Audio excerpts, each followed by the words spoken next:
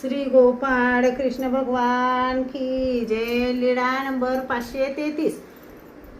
चोबाराजवळ महादायसाची भेट.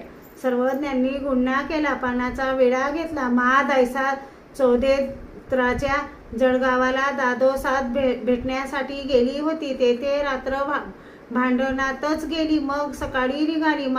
दादोसाने म्हटले, रुपाबाई राहा, तू थकून आलीस तर येथे तुझा थकवा निघून जाईल.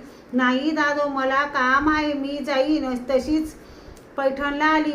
विजनाची जागा पाहत पाहत गंगेच्या काठाने येत होती. सर्वज्ञांनी भट्टोबासांना म्हटले, वानऱ्या, घागर भरवून आणा. भट्टोबासांनी घागर घेतली तेव्हा घागर भरलेली दिसली. मनात विचार केला, हे काय, घागरीत तर पाणी आहे. मग सर्वज्ञांचा काहीतरी हेतू असावा. भट्टोबास नदी जवळ आले तेव्हा महादायसाला पाहिले. रुपे ये, तुला सर्वज्ञांनी बोलून आणण्यासाठी पाठविले आहे. तशीच महादायसा सर्वज्ञांजवळ आली. सर्वज्ञ कपाळावर श्रीफळ ठेवून वाट पाहत होते. सर्वज्ञ म्हणाले, हे काय बाई, एवढे दिवस का लावले?